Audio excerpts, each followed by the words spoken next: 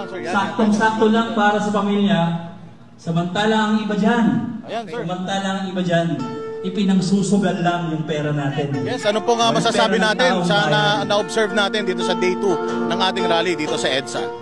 Very good. Nakita natin yung suporta ng taong bayan laban sa korupsyon na nakita natin sa gobyerno ngayon. Pwede ba masasabayan Ano niyo po ako ang importansya para ng rally ito sa bayan natin, sir? Anong importance?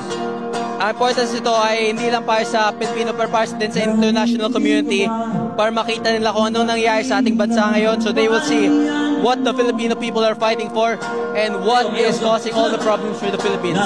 Finally, nagsalita na po si Congressman Zaldico patungkol sa mga nalalaman niya sa gobyerno. Kumbinsido pa po ba kayo na yun na po yung kanyang tell-all or meron pa po siyang tinatago? Well, wala akong personal na contact kay Zaldico so hindi ko alam but yung sa mga sinabi niya there's already a start of a good investigation and posibleng that'll be enough to imprison President Marcos and former House Speaker Martin Romualdez. Meron pong statement ang mahal na Pangulo, sinabi niya na hindi daw niya i-dignify yung mga sinabi ni Zaldico. Ano masasabi niyo doon?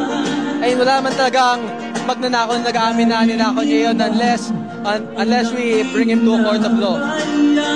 Ano naman po masasabi natin doon sa magkaibang opinyon ng gobyerno patungkol sa rally na ito? Ang sabi ni Ombudsman, nakahanap ng kakampi ang mga Duterte sa INC. Ang sabi naman ni Claire Castro, ang rally na ito ay pagsuporta sa administrasyon.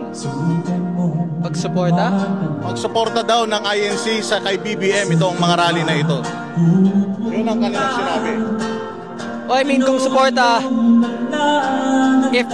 kung magsusuporta si BBM sa INC, di ba't niyang gustong patanggal si Marcoleta? I mean, yung INC, yeah. Ang sabi po nila, yung rally daw po ng INC is pag-support kay BBM. Sabi naman ni Ombudsman, nakahanap ng kakampi ang mga Duterte sa INC. Okay, well, mixed signals yun, but I don't think that INC supports Marcos kasi nakita naman natin yung nagiging issue nila, yung statement ni Zaldico, sinabi din nila dun sa INC rally. So, I cannot speak for the INC, but I do not believe that Marcos still has many supporters, especially within the INC. Okay, Kong, manawagan po tayo sa mga kababayan natin na magpunta po rito sa rally ngayon. Punta na kayo, siya dito.